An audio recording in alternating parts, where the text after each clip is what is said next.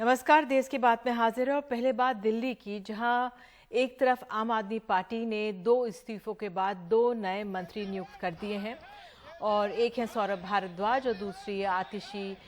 आपको बता दें कि सौरभ भारद्वाज अरविंद केजरीवाल की जो सरकार पहले भी 2013 में रही उसमें भी मंत्री रह चुके हैं और आतिशी ने शिक्षा के विभाग में मनीष सिसोदिया के साथ बहुत काम किया। दूसरी तरफ तस्वीरें आप देख रहे हैं किस तरह से बीजेपी की हैं। बीजेपी ने आज 10 जगह पर अलग अलग जगह पर प्रदर्शन किया है। ये लोग अब मांग कर रहे हैं इस्तीफे की अरविंद केजरीवाल की। और हमारे साथ इस समय पहले हमारे साथ बीजेपी के नेता रामवीर सिंह भिदोड़ी मौजूद हैं, विपक्ष के नेता हैं दिल्ली विधानसभा में। बहुत बहुत धन्यवाद भिदोड़ी जी जुड़ने के लिए। आपसे पहला सवाल यही है कि 2 मंत्री हैं, उनका इस्तीफा हो गया, कानूनी कार्रवाई चल रही है, जेल में हैं, तो फिर बीजेपी क्यों इस तरह से प्रदर्शन कर रही है? देखिए निधि जी, दिल्ली में जो हजारों करोड़ रुपए का शराब का घोटाला हुआ, जब ये नई एक्साइज पॉलिसी लाई गई थी, मैंने दिल्ली विधानसभा में दिल्ली के मुख्यमंत्री की मौजूदगी में ये कहा था कि अरविंद केजरीवाल जी, आप इस नई शराब नीति को वापस ले लीजिए। मैंने ये भी कहा कि आपकी सरकार ने शराब के ठेकेदारों का कमीशन 2% से बढ़ाकर 12% कर दिया। दिल्ली में हर साल 20,000 करोड़ रुपए की शराब बेची जाती है। हजारों करोड़ रुपए का फायदा शराब के ठेकेदारों को आपकी सरकार ने पहुंचाया है।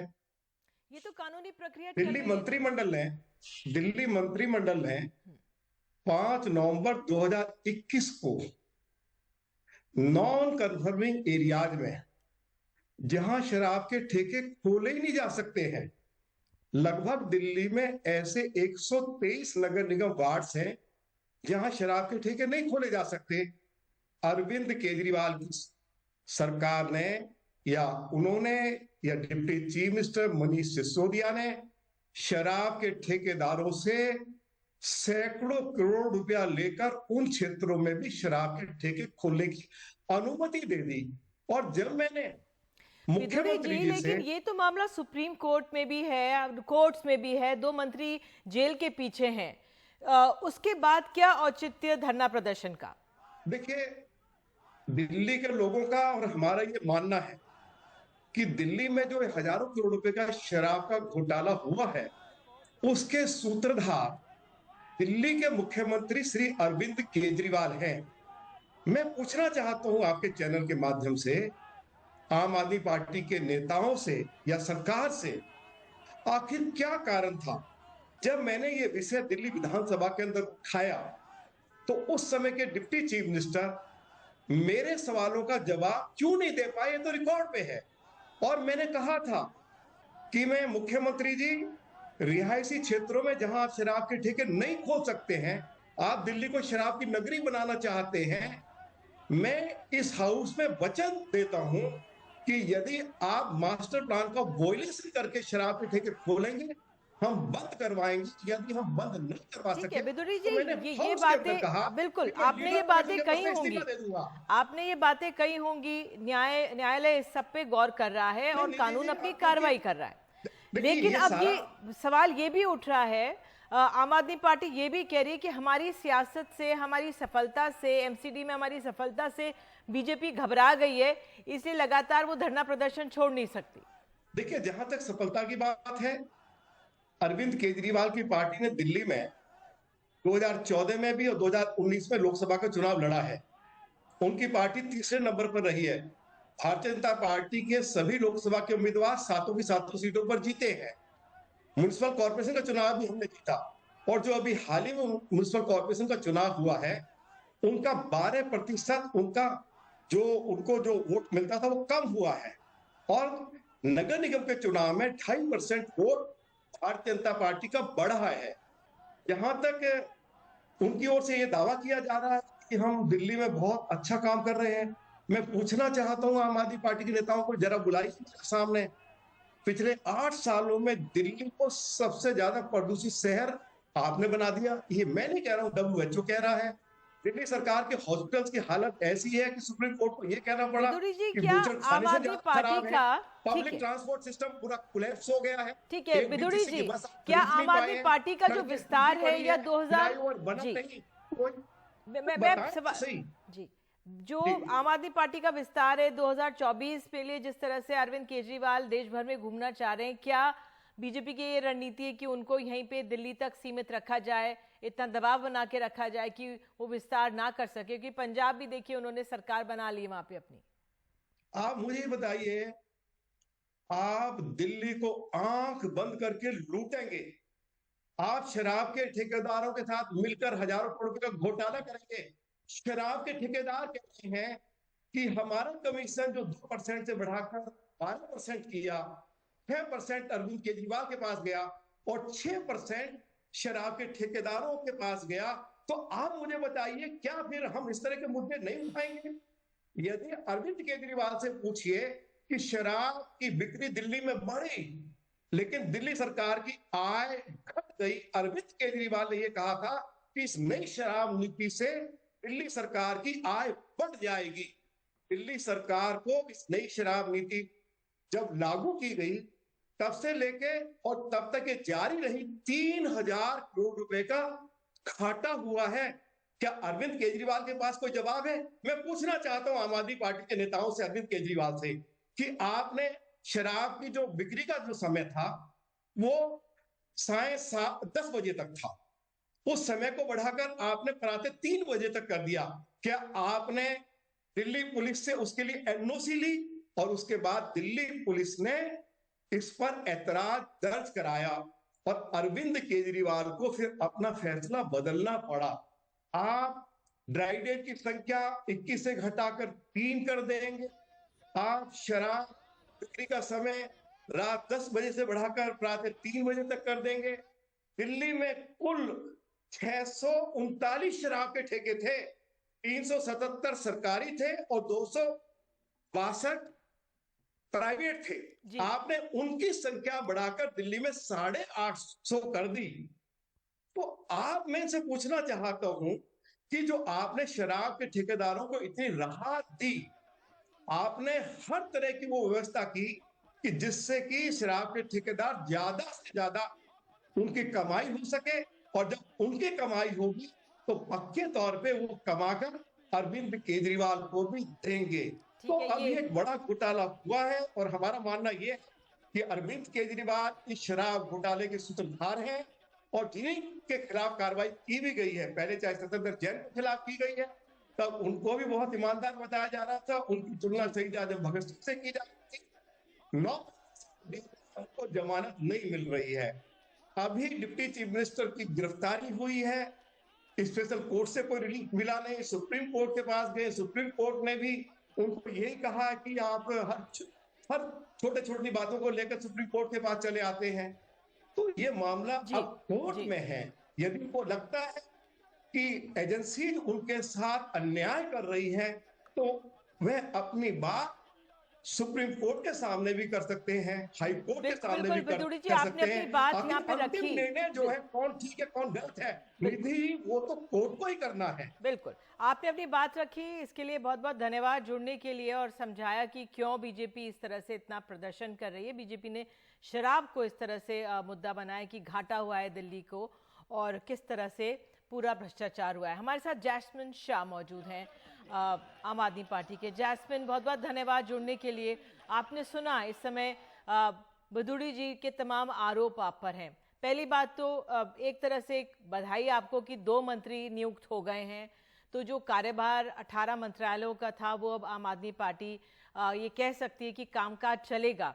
लेकिन आम आदमी पार्टी इस समय दबाव में बहुत होगी क्योंकि बीजेपी जो है धरना प्रदर्शन जारी रखे हुए। देखिए, भारतीय जनता पार्टी को पहले मैं भारत की सबसे बड़ी झूठी पार्टी कहूंगा। मैंने कुछ ही लास्ट के 2-4 मिनट में जो सुना है, एक से एक सरासर झूठ। 1 साल से ये लोग केवल झूठ झूठ और झूठ बोलते आ रहे हैं। उन्होंने कहा कि कुछ शराब की दुकान पहले 500 थी, 850 कर दी। जी नहीं, 850 थी, हमने 845 कर ली। 5 कम कर दी बल्कि। तो ये सारी चीजों एक तरफ छोड़ देते हैं। मैं केवल 2 आंकड़े देना चाहूंगा। जब से मोदी जी की सरकार बनी है, 95% सीबीआई और ईडी के केसेस केवल ऑपोजिशन लीडर्स के ऊपर किए जा रहे हैं। और अगर इन सब में से भी सबसे ज्यादा केस आम आदमी पार्टी के ऊपर किए जा रहे हैं, तो इसका संकेत साफ है देश की लोगों के लिए कि आने वाले दिनों में केवल आम आदमी पार्टी से मोदी जी को डर लगता है, अरविंद केजरीवाल से लगता है। उनके पास हमारे शिक्षा और स्वास्थ्य मॉडल का कोई जवाब नहीं है। वो कभी नहीं कहते कि हमने शिक्षा में काम कर लिया, हमने स्वास्थ्य में काम कर लिया।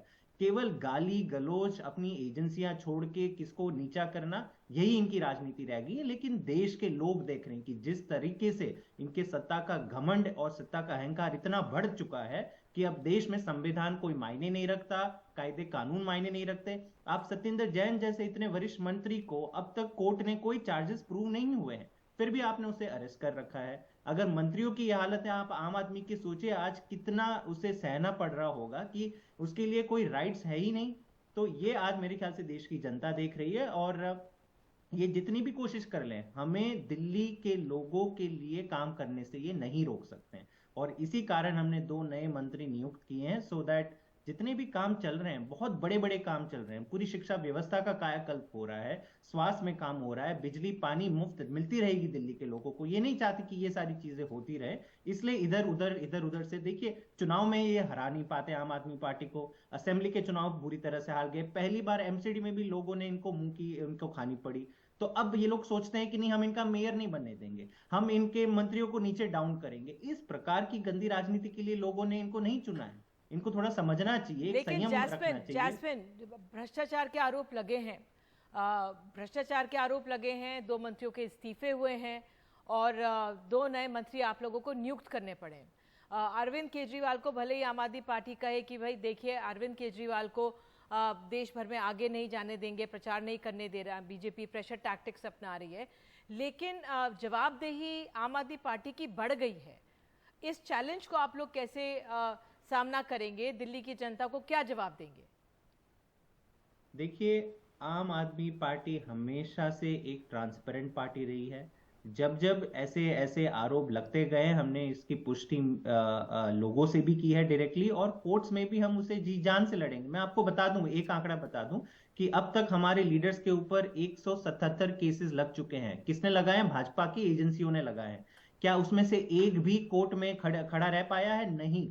हर केस को कोर्ट ने बाहर फेंक दिया, और हमें पूरा यकीन है। देखिए, हमें जस्टिस सिस्टम पे, लॉ एंड ऑर्डर पे यकीन है, भले ये अपनी एजेंसियों का कितना भी दुरुपयोग कर ले, फाइनली लॉ एंड ऑर्डर जो कोर्ट्स के सिस्टम है उस पर हमें भरोसा है। और वहां पे जब कोर्ट आएगा तो जनता देखेगी कि ये पूरी तरह से केवल फर्जी केस थे। आम आदमी पार्टी के एक्सपेंशन को रोकने के लिए सारा किया जा रहा था, और दिल्ली में जो शानदार काम हो रहे हैं केजरीवाल सरकार के मॉडल के अंदर, उसको रोकने का ये षड्यंत्र था और कुछ नहीं था।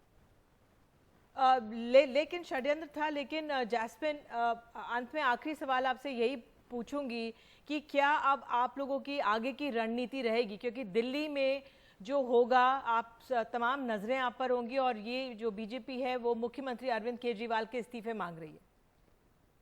देखिए, भाजपा तो पहले से कहती आ रही कि अरे अरविंद केजरीवाल पॉलिटिक्स में ही क्यों आया, कहता था कि मैं इतना नेक इंसान हूं, मैं पॉलिटिक्स में नहीं आऊंगा। जब से ये अरविंद केजरीवाल नाम का इंसान पॉलिटिक्स में आया, मेरे ख्याल से भाजपा के कई नेताओं ने रात में एक चैन की नींद नहीं ली है। तो उनका तो काम ही है कि बस खींचना खींचना खींचना। मैं आज भी चैलेंज के साथ कहता हूं कि आप शिक्षा पे इनसे डिबेट करा दीजिए, ये नहीं करेंगे। हाँ, गाली गलौज करना, कहना कि आपको राजनीति में नहीं होना चाहिए, राजनीति में तो बस हमारे जैसे गुंडे लफंगे ही रहने चाहिए, ये भाजपा का मॉडल है। हमें भाजपा से कोई परवाह नहीं है। हम देश की जनता के लिए काम करते हैं, देश की जनता का प्यार हमारे साथ है, तो हमें हमारा कोई बाल भी बाका नहीं कर सकता।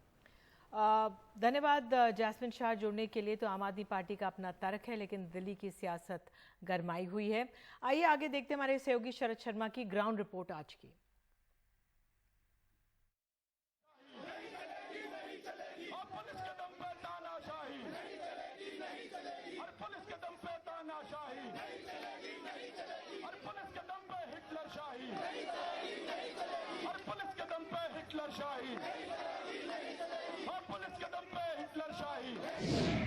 मंगलवार को अरविंद केजरीवाल के 2 बहुत अहम मंत्रियों मनीष सिसोदिया और सत्येंद्र जैन के इस्तीफे हुए।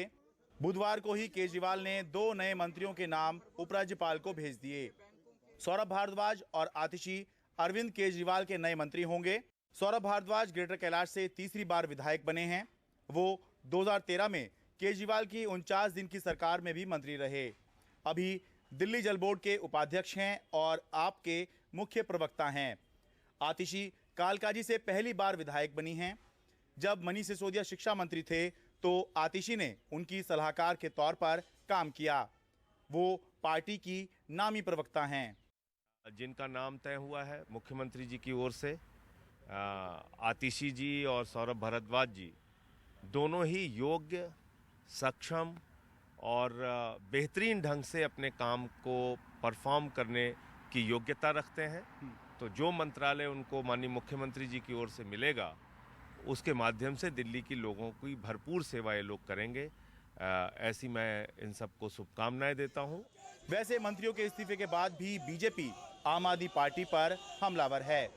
बुधवार को बीजेपी ने दिल्ली में 10 जगहों पर आम आदमी पार्टी के खिलाफ प्रदर्शन किया। बीजेपी की मांग है कि मनीष सिसोदिया और सत्येंद्र जैन के इस्तीफे के बाद अब केजरीवाल भी इस्तीफा दें। 9 महीने तक एक मंत्री जेल में रहे, उनका कोई नैतिकता नहीं था इस्तीफा देने के लिए। अभी क्यों दे रहे हैं? क्योंकि उन्होंने बार बार कोर्ट्स को जा चुके हैं, कचहरी को जा चुके हैं, लेकिन बेल नहीं मिल रहा है। इसमें प्राइमा फेसी एविडेंस हैं।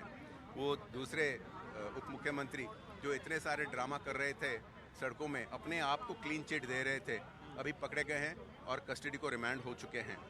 असलियत ये है कि उनको जवाब देना होगा। जो इतने महीने तक, सालों तक वो जवाब नहीं दे रहे थे कि गुरुद्वारों के सामने, स्कूलों के सामने उन्होंने क्यों ठेके खोले, उन्होंने क्यों ब्लैकलिस्टेड कंपनीज को कॉन्ट्रैक्ट दिया, उन्होंने क्यों क्लॉजेस चेंज किया जिसके वजह से hundreds of crore benefits in companies को मिला। दिल्ली कांग्रेस और राष्ट्रीय कांग्रेस का मनीष सिसोदिया पर स्टैंड अलग है। दिल्ली कांग्रेस सिसोदिया पर हुई कार्रवाई का समर्थन कर रही है, जबकि राष्ट्रीय कांग्रेस विरोध। दिल्ली कांग्रेस ने बुधवार को प्रदर्शन करके केजरीवाल का इस्तीफा मांगा। चर्चा ये भी चल रही है, सवाल ये भी उठ रहे हैं कि क्या मनीष सिसोदिया की गैर मौजूदगी में केजरीवाल सरकार में कोई उप मुख्यमंत्री होगा या नहीं होगा। तो फिलहाल इसको लेकर कोई स्पष्टता नहीं है। उम्मीद है जल्द ही इस पर स्थिति स्पष्ट होगी। दिल्ली से रवि शंजन शुक्ला और कैमरा पर्सन मोहम्मद मुरसलीन के साथ मैं शरद शर्मा, एनडीटीवी इंडिया। और हरियाणा से खबर है, हरियाणा के पंचकुला में इस वक्त बवाल एक तरह से मचा हुआ है। हरियाणा सरकार की ई टेंडरिंग पॉलिसी के खिलाफ प्रदर्शन कर रहे सरपंचों को तितर-बितर करने के लिए पुलिस को लाठीचार्ज करना पड़ा। इसमें कई लोगों को चोटें आई। बाद में हरियाणा के मुख्यमंत्री मनोहर लाल खट्टर के ओएसडी भूपेश्वर दयाल प्रदर्शनकारियों से बातचीत के लिए भी पहुंचे। उन्होंने किसानों से कहा कि वो उनकी मांगों को सीएम तक पहुंचाएंगे, लेकिन सरपंचों के प्रतिनिधिमंडल ने कहा है कि वो मांग पूरी होने तक नहीं जाएंगे। तो इस पर आइए, अपने सहयोगी अंकुर हमारे साथ, अंकुर कपूर मौजूद हैं। अंकुर, इस समय क्या स्थिति है? जी बिल्कुल, अगर हम बात करें हरियाणा भर से जो सरपंच है इन ट्रेडिंग को खत्म करने और अन्य मांगों को लेकर जो पंचकुला के सेक्टर 5 शालीमार ग्राउंड में दोपहर तक यहाँ पर इकट्ठा हो गए थे। उसके बाद जो हजारों की संख्या में जो सरपंच है सरकार के खिलाफ पंचकुला से चंडीगढ़ की तरफ इन्होंने कूच किया। तो जब यहाँ पर जो चंडीगढ़ पंचकुला का जो बॉर्डर है, यहाँ पर पुलिस ने उनको यहाँ पर डबल बैरिकेड कर यहाँ पर रोका और एक वार्ता शुरू की गई कि किसी तरीके से वो आगे ना जाएं। लेकिन धीरे धीरे करके जो शाम तक यहाँ पर जितने भी प्रदर्शनकारी इकट्ठा हुए थे, दूसरी पुलिस थी, तो हल्का जो लाठीचार्ज का प्रयोग था वो किया गया था। लेकिन धीरे धीरे करके जब यहाँ पर जो स्थिति थी वो तनावपूर्ण होती दिख रही थी, क्योंकि एक तरफ पुलिस ने यहाँ पर बल प्रयोग काफी भारी कर दिया था, वाटर कैनन का इस्तेमाल कर दिया था। दूसरी तरफ जो प्रदर्शनकारी हैं उन्होंने यहाँ पर जो पत्थरबाजी शुरू कर दी। तो इसको लेकर जो यहाँ पंचकुला में जो जितना भी स्थिति थी वो तनावपूर्ण हो गई थी। उसके बाद अगर हम बात करें तो जब ये स्थिति तनावपूर्ण हुई तो इसमें जो सरपंच हैं, यहाँ पर 15 से 20 सरपंच हैं वो घायल हो गए हैं और 1 से 2 सरपंच हैं उन्हें काफी चोटें हैं जिन्हें अस्पताल पहुंचाया गया है। जो अभी यहाँ की स्थिति है वो काफी तनावपूर्ण नजर आ रही है, क्योंकि हम बात करें हरियाणा के जो मुख्यमंत्री हैं ओएसडी, उनके हरियाणा के जो मुख्यमंत्री है मनोहर लाल खट्टर, उनके ओएसडी भूपेश्वर दयाल यहाँ पर जो है मौके पर आए। हरियाणा सरपंच एसोसिएशन से उन्होंने बात भी की। उसके बाद जो इनकी जो मीटिंग थी वो काफी सक्सेस नहीं पाई। उसके बाद लाठीचार्ज कर दिया गया। जो जितने भी यहाँ पर जो सरपंच थे उन्हें काफी चोटें हुई, अस्पताल पहुंचाया गया है। उसके बाद अभी जो एसोसिएशन है वो दोबारा से यहाँ पर धरने पर बैठ गई है। उन्होंने साफ शब्दों में कहा है जब तक हमारी मांगे नहीं मानी जाएगी तब तक यहाँ पर यही सी प्रकार से हम धरना प्रदर्शन करते बैठे रहेंगे। क्योंकि अगर हम बात करें यहाँ पंचकुला चंडीगढ़ बॉर्डर की, तो यहाँ पर पूरी पुलिस ने इसको छावनी बना दिया गया है। और जो ओएसडी है, मुख्यमंत्री के ओएसडी भूपेश्वर दयाल, वो भी यहाँ पर स्थल पर मौजूद है। जी निधि। बिल्कुल अंकुर, इस जानकारी के लिए बहुत बहुत धन्यवाद। जिस तरह से तनाव इस समय बना हुआ है और कई सरपंचों को चोटें आई हैं, यहाँ पर नजर रखेंगे।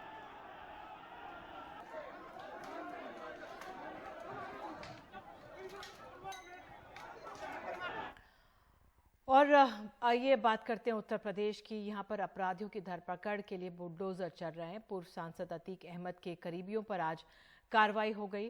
प्रयागराज में उमेश पाल हत्याकांड के बाद अतीक अहमद के करीबी जफर अहमद के घर पर बुलडोजर चला है। उस पर हत्यारों को पनाह देने का आरोप है। साथ ही बताया गया कि यहाँ काफ़ी मात्रा में हथियार मिले। और दूसरी तरफ अतीक अहमद सुप्रीम कोर्ट में अपनी सुरक्षा को लेकर याचिका उन्होंने दाखिल कर दी है। इस याचिका में अहमदाबाद जेल से यूपी जेल ट्रांसफ़र करने का विरोध किया गया है। ये आपको बता दें, अपने वकील के माध्यम से उन्होंने जानकारी दी है। और यूपी सरकार के कुछ मंत्रियों के बयान से लगता है कि उनका फर्जी इनकाउंटर किया जाएगा, याचिका में कहा गया है। तो हमारे सहयोगी सौरभ शुक्ला बता रहे हैं इस पूरे मामले में और जानकारी दे रहे हैं। आइए सीधे देखते हैं।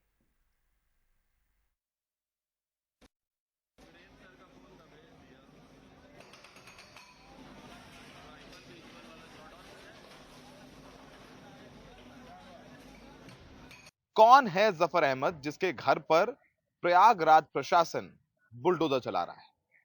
जफर अहमद माफिया डॉन अतीक अहमद का बेहद करीबी है। उसे अतीक अहमद का दायां हाथ भी कहा जाता है। इसके अलावा जफर अहमद के खिलाफ कई मुकदमे भी दर्ज हैं। इसमें लूटपाट से लेकर के धमकाने की धाराओं के तहत भी मुकदमा दर्ज है। आपको बताएं, 2021 से जफर अहमद के जिस घर पर बुलडोजर चल रहा है, उसी घर पर अतीक अहमद की पत्नी शाइस्ता परवीन और उसके बच्चे रह रहे थे। 2021 से वहीं पर उन्होंने अपना ठिकाना बनाया हुआ था। जो उमेश पाल हत्याकांड हुआ है, जिसमें राजू पाल हत्याकांड के मुख्य गवाह उमेश पाल को दिन दहाड़े गोली मार दी गई, उसके दोनों सुरक्षा कर्मियों को गोली मार दी गई। इस पूरे हत्याकांड में जफर अहमद के घर पर ही प्लानिंग हुई थी। शूटआउट को अंजाम देने के बाद शूटर जफर अहमद के घर पर ही आके रुके थे। जफर अहमद के पास काफी पैसा भी बताया जाता है। इसके अलावा जफर अहमद शाइस्ता परवीन के रिश्ते में भी आता है और जफर अहमद पर यह भी आरोप है कि वो अतीक अहमद को फंडिंग कर रहा था। अतीक अहमद का घर जब बुलडोजर से रौंद दिया गया 2020 और 2021 में, तब शाइस्ता परवीन अपने बच्चों के साथ यहीं रहने लग गई। जफर अहमद इस पूरे हत्याकांड की प्लानिंग में भी शामिल था। उसकी आंखों के सामने ही सारी प्लानिंग हुई। इस वक्त जफर अहमद फरार चल रहा है और प्रयागराज प्रशासन का कहना है कि जफर अहमद के घर का नक्शा नहीं पास था, इसलिए उसके घर को बुलडोजर से ढाया जा रहा है। जफर अहमद खुद इस घर पे नहीं रहता था। इस घर में अतीक अहमद का पूरा परिवार रह रहा था। नई दिल्ली से इजो जोसेफ के साथ सौरभ शुक्ला, एनडीटीवी इंडिया। तो दिल्ली से खबर आ रही है, आम आदमी पार्टी के पार्षदों के साथ अरविंद केजरीवाल की बैठक है, वो खत्म हो गई। कुछ देर पहले ये बैठक हुई है। आइए आपको दृश्य दिखाते हैं। ऐसे दोनों शख्स जिन्होंने दुनिया में भारत का नाम रोशन किया, प्रधानमंत्री जी ने उन दोनों को जेल में डाल दिया। शराब नीति तो बहाना है। शराब नीति में कोई घोटाला नहीं हुआ, सब फर्जी है। असल में प्रधानमंत्री जी चाहते हैं कि दिल्ली के अंदर जो अच्छा काम हो रहा है वो अच्छे काम को रोका जाए, क्योंकि जो काम हम लोग कर रहे हैं वो नहीं कर सकते। मध्य प्रदेश में, गुजरात में और अन्य राज्यों में इनकी कितने सालों से सरकार चल रही है बीजेपी की, एक स्कूल ठीक नहीं कर पाए। ये 30-30, 35-35 साल से इनकी सरकारें चल रही हैं, एक स्कूल, एक अस्पताल ये लोग ठीक नहीं कर पाए। तो अब क्या करें? तो इनको रोको, केजरीवाल की सरकार को रोको, आम आदमी पार्टी की सरकार को रोको, इनको अच्छे काम मत करने दो। अच्छे काम, ये कोई इत्तेफाक नहीं है कि एजुकेशन और हेल्थ में हमारा सबसे अच्छा काम हुआ और एजुकेशन मिनिस्टर और हेल्थ मिनिस्टर को अंदर कर दिया गया। तो शराब नीति तो बहाना है, काम रोकना इनका असली मकसद है। आज मैं दिल्ली की जनता को यह आश्वासन देना चाहता हूं और देश की जनता को आश्वासन देना चाहता हूं, काम नहीं रुकेगा। दिल्ली का अच्छा काम जारी रहेगा। पहले अगर हम 80 की स्पीड पे से चल रहे थे तो अब 150 की स्पीड से चलेगा काम। हमने अपने दोनों मंत्रियों को इन्होंने जेल में डाला है, दोनों मंत्री बदल दिए। आतिशी जी और सौरभ भारद्वाज दोनों शानदार लोग हैं, प्रोफेशनल लोग हैं, पढ़े लिखे लोग हैं, अच्छी एजुकेशन वाले लोग हैं। ये दोनों अब संभालेंगे। जो अच्छा काम सिसोदिया जी और जैन साहब कर रहे थे, वो अच्छा काम अब ये दुगनी गति के साथ चलेगा। किसी हालत में हम काम को रुकने नहीं देंगे। एक प्रश्न उठता है, अगर मनीष सिसोदिया जी ने एजुकेशन में अच्छा काम नहीं किया होता तो क्या मोदी जी मनीष सिसोदिया को गिरफ्तार करते? नहीं करते। मनीष सिसोदिया जी को गिरफ्तार इसलिए किया गया क्योंकि उन्होंने एजुकेशन में अच्छा काम किया था, वो काम रोकना था मोदी जी को। अगर सतिंदर जैन ने हेल्थ के अंदर अच्छा काम नहीं किया होता तो क्या उन्हें गिरफ्तार किया जाता? नहीं किया जाता। मकसद यह था कि सतिंदर जैन के हेल्थ के अंदर जो अच्छा काम कर रहा था उसको रोकना था, इसीलिए गिरफ्तार किया गया। एक और बात उठती है, आज अगर मनीष सिसोदिया जी बीजेपी ज्वाइन कर लें तो क्या वो कल उनकी रिहाई नहीं हो जाएगी? छूट जाएंगे, वो कल ही छूट जाएंगे, वो सारे मुकदमे सारे खत्म। आज अगर सतिंदर जैन बीजेपी ज्वाइन कर ले तो सारे मुकदमे खत्म, कल वो जेल से बाहर आ जाएंगे। तो भ्रष्टाचार तो मुद्दा है ही नहीं, उनका मुद्दा तो काम रोकना है। और विपक्ष के जितने लोग हैं उन लोगों के ऊपर सीबीआई और ईडी भेज के उनको परेशान करना है। अभी मैं पिछले 3-4 दिन से जनता से खूब बात हुई है, मेरी हजारों लोगों से बात हुई है और मैंने कई लोग भेजे जनता के बीच में पता करने के लिए कि मैंने अभी एमएलएज के साथ भी मीटिंग की, काउंसलर्स के साथ भी मीटिंग की, उसमें भी मैंने उनके राय जानी।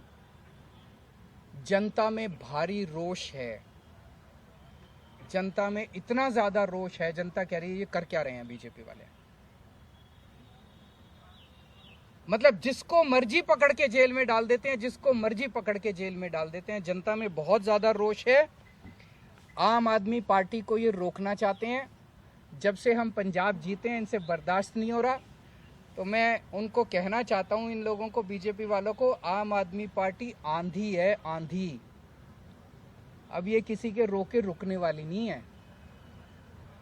No one can stop the idea whose time has come and Aam Aadmi parties time has कम। अभी हमारी काफी चर्चा हुई है। एक और चीज है, ये पूरा शराब नीति वाला अगर घोटाला है, ये क्या है? अगर एक आम आदमी की भाषा में समझा जाए तो शराब नीति का घोटाला क्या है? बड़ा टेक्निकल है, आम आदमी को समझ नहीं आता। मैं आपको 4 लाइन में समझा देता हूं। ये लोग आरोप लगा रहे हैं कि मनीष सिसोदिया जी ने शराब की दुकान वालों से पैसे खाए। यही तो आरोप है, मोटे मोटे तौर पे आरोप तो यही है। इसीलिए उनको मनीष सिसोदिया जी ने शराब वालों से कह रहे हैं, आरोप लगा रहे हैं कि शराब वालों से कोई, किसी डिबेट में कह देते हैं 100 करोड़ खाए, किसी डिबेट में कह देते हैं 1000 करोड़ खाए, किसी में कह देते हैं 10,000 करोड़ खाए। इन्होंने मनीष सिसोदिया जी के घर पे रेड मार ली, सारे गद्दे फाड़ दिए, दीवारें तोड़ दी, कभी दीवारों में छुपा रखा हो पैसा। मनीष सिसोदिया जी के चाचे पे, ताऊ पे, मामे पे, ताऊ मौसी पे, सब पे रेड मार ली इन्होंने। बैंक लॉकर देख लिए, कुछ नहीं मिला। भाई जो आदमी 100 करोड़ रुपए खा गया उसके घर में करोड़ 2 करोड़ तो बिखरे हुए ही मिल जाते हैं। लाख 2 लाख 10 लाख रुपए तो यूं ही मिल जाते हैं। मनीष सिसोदिया के 10,000 रुपए नहीं मिले, 10,000 रुपए नहीं मिले उसके घर पे, उसके बैंक लॉकर में कुछ नहीं मिला।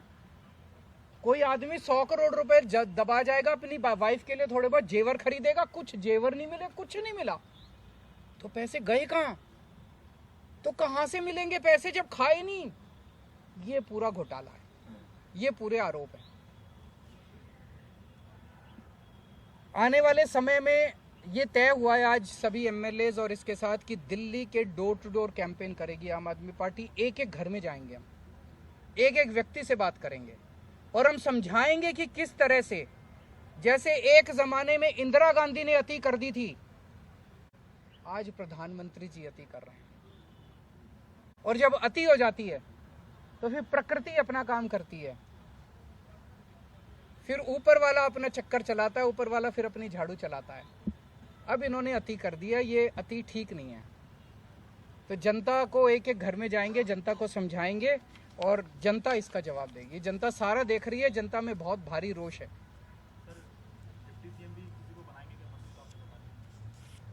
अभी जरूरत पड़ेगी, देखेंगे।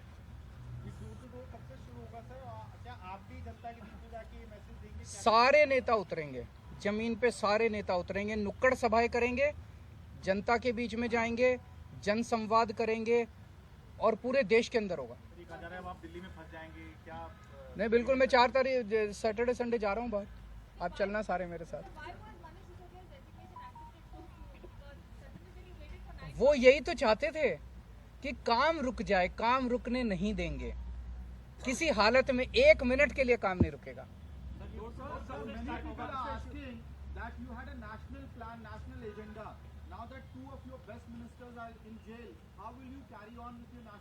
हमारे पास तो बहुत वॉलंटियर्स हैं, जनता साथ है, आप साथ हैं हमारे। Obviously we will miss our leaders, लेकिन और बहुत लीडर्स हैं। अब तो पंजाब में बहुत लीडर्स हैं, दिल्ली में बहुत लीडर्स हैं, गुजरात में बहुत लीडर्स हैं और देश के कोने कोने से लोग जुड़ते जा रहे हैं। जनता, करोड़ों लोग साथ जुड़ रहे हैं। विभाग की अगर बात करें तो मनीष जी के पास 18 विभाग अभी थे, तो सौरभ जी और आतिशी जी का आपने नाम लिया, तो क्या इन दोनों में भी ये विभाग डिस्ट्रीब्यूट होंगे? अभी देखते हैं, थोड़ा सा हो सकता है ये रेजिग्नेशन एक्सेप्ट होने में और 2 नए मंत्रियों के नाम ओथ लेने में अभी तक एक्सपीरियंस ये है कि 20-25 दिन का टाइम लग जाता है। तो ये जो कल विभाग दोनों में बांटे गए, ये टेम्पोररी है 20-25 दिन के लिए, उसके बाद एक थोड़ा सा रिशफल कर लेंगे सबको बराबर बराबर से। अगर इस्तीफा जल्दी आ जाता तो क्या हम जो सदन बुलाया जाएगा अभी बजट सत्र, उससे पहले भी ये रिशफल देख सकते हैं? हाँ, वो उसका सत्र से कोई लेना देना। दिल्ली में भी कई काम हो रहे हैं, आश्रम फ्लाईओवर भी खुला था डिप्टी सीएम द्वारा, वो 3-4 दिन में, वो तो उसमें कुछ है, वो डिप्टी सीएम की वजह से नहीं रुका। वो आज दौरा भी करने गए थे। वो नहीं, मैं बता देता हूँ, मैंने आज ही पूछा था तो वो बता रहे हैं उसमें कुछ छोटे मोटे है, मंडे को शायद उसका इनॉग्रेशन होगा। सर, बीजेपी आरोप लगा रही है कि शराब नीति की आंच आप लगाएगी और आपके ऊपर आपके पोस्टर आपको लेकर टारगेट किया। उनको कहने दीजिए, जब इंदिरा गांधी ने अति करी थी उन लोगों को भी ऐसा ही घमंड हुआ था। जब जब कोई इतिहास गवाह है कि जब जब किसी राजा को अति घमंड हो जाता है, अहंकार हो जाता है बहुत ज्यादा, तो इसी तरह की हरकतें करते हैं वो लोग। There is no crisis, number 1। And Aam Aadmi party क्या है, हम क्या हैं? हम कुछ भी नहीं है। आज आम आदमी पार्टी देश के लिए जो कर रही है, लोगों के लिए जो काम कर रही है, वो जरूरी है, उस काम का फैलना जरूरी है। ये नेक्स्ट वीक से।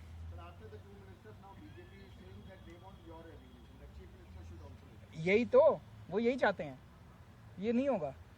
Thank you.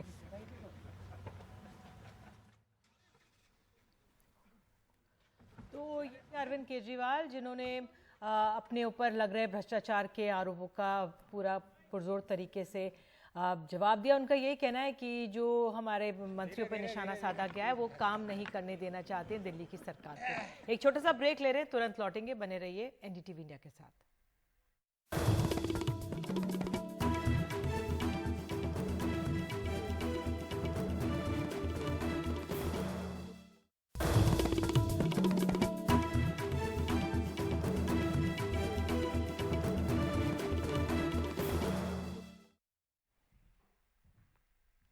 होली से पहले महंगाई का झटका लगा है। घरेलू और कमर्शियल एलपीजी सिलेंडर की कीमतें बढ़ गई हैं। 14.2 किलो वाले घरेलू सिलेंडर के दाम 50 रुपये बढ़े हैं। 19 किलो वाले कमर्शियल सिलेंडर के दाम 350 रुपये 50 पैसे की वृद्धि हुई है और बढ़ी हुई कीमतें आज से लागू हैं। अब दिल्ली में घरेलू एलपीजी सिलेंडर 1,103 रुपये का हो गया है। दिल्ली में 19 किलोग्राम वाला कमर्शियल सिलेंडर 2,119 रुपये और 50 पैसे में मिलेगा। पिछले कुछ साल में एलपीजी के दाम काफ़ी तेज़ी से बढ़े हैं और पेट्रोलियम मंत्रालय के आधिकारिक आंकड़ों के अनुसार 1 अप्रैल 2017 से 6 जुलाई 2022 के बीच एलपीजी की कीमतों में 58 बार बदलाव किए गए। इससे एलपीजी सिलेंडर की कीमतें 45% की बढ़त हुई है।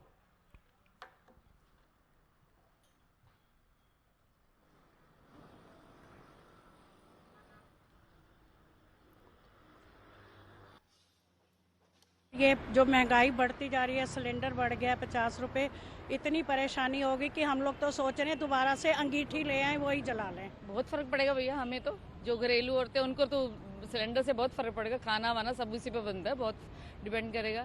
सरकार को दाम घटाने चाहिए किचन के, तो और क्या, किचन की गैस सिलेंडर के तो कम करने चाहिए ना, बिल्कुल करने चाहिए। सभी का बेनिफिट है भैया उसमें। तो देखो, पब्लिक के लिए बहुत नुकसान वाली बात है।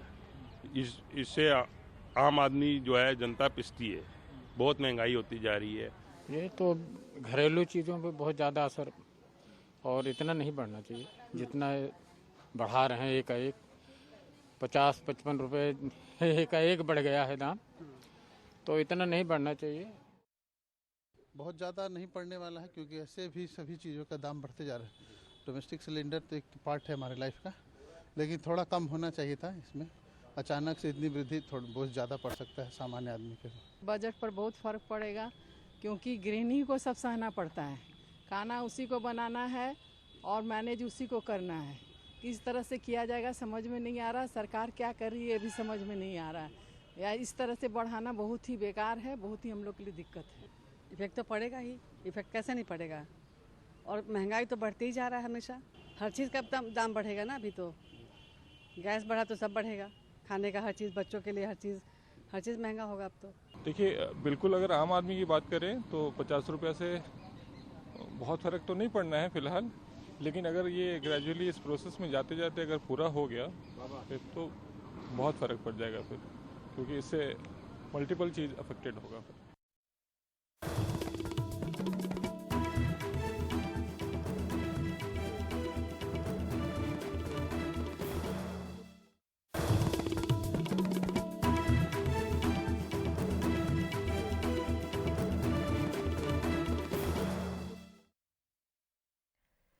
बात अब कर्नाटक की विधानसभा चुनावों को देखते हुए बीजेपी ने कर्नाटक में 8,000 किलोमीटर लंबी विजय संकल्प यात्रा की आज से शुरुआत की है। पार्टी अध्यक्ष जेपी नड्डा ने SC/ST रिजर्व जिला चामराजनगर से इस यात्रा की शुरुआत की, जो कि इस महीने की 25 तारीख को दावणगेरे में समाप्त होगी। यहाँ प्रधानमंत्री नरेंद्र मोदी आम सभा को संबोधित करेंगे। लिंगायतों की नाराजगी से होने वाले संभावित नुकसान की भरपाई की कोशिश SC/ST से करना चाहती है, इसीलिए प्रधानमंत्री ने भी मल्लिकार्जुन खड़गे की अपमान की बात यहां पर कही है। सबकी नज़र SC/ST वोट बैंक पर लगी है, क्योंकि उत्तर कर्नाटक में लिंगायत इस बार बीजेपी के साथ पहले की तरह खड़े होंगे, इसमें बीजेपी को भी संदेह है। इस साल जनवरी से अब तक जेपी नड्डा अनुसूचित जाति के 6 मठों का दौरा कर चुके हैं।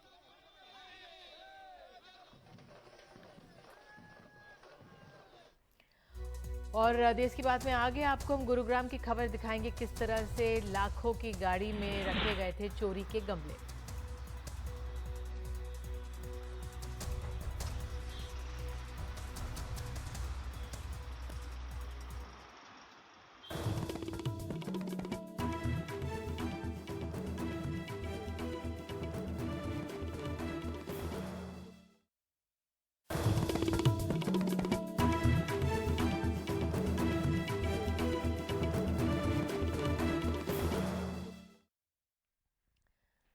बात गुरुग्राम से है। लाखों की गाड़ी में कुछ चंद रुपयों के फूलों के गमलों की चोरी हुई है, और ये बात सुनकर आज भले ही लगे, लेकिन वाकया गुरुग्राम का है, जहां G20 के मद्देनज़र शंकर चौक पर प्रशासन ने सजावट के लिए फूलों के गमले रखे हुए थे, पर इसकी चोरी का वीडियो वायरल हो गया। पुलिस ने इस मामले में एक आरोपी को गिरफ्तार कर लिया है, जबकि दूसरे की तलाश जारी है। चोरी का ये जो करते हुए जो वीडियो था जब सोशल मीडिया पर वायरल हुआ तब गुरुग्राम मेट्रोपॉलिटन डेवलपमेंट अथॉरिटी को इसकी जानकारी लगी और फिर पुलिस में शिकायत दर्ज की गई।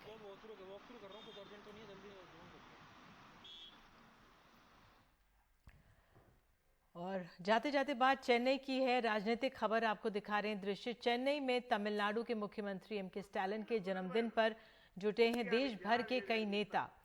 फारूक अब्दुल्ला भी यहां पर पहुंचे हुए हैं, अखिलेश यादव पहुंचे हुए हैं इस मौके पर। जम्मू कश्मीर के पूर्व मुख्यमंत्री फारूक अब्दुल्ला ने कहा कि स्टालिन के जन्मदिन पर मेल मुलाकात विपक्षी एकता की दिशा में ये अच्छी शुरुआत है। उन्होंने ये भी कहा कि चुनाव साथ लड़ें, प्रधानमंत्री पद का उम्मीदवार बाद में चुन लेंगे। Under his guidance, the Tamil Nadu government had made historic decisions. और इसी के साथ देश की बात में आज के लिए इतना ही। नमस्कार।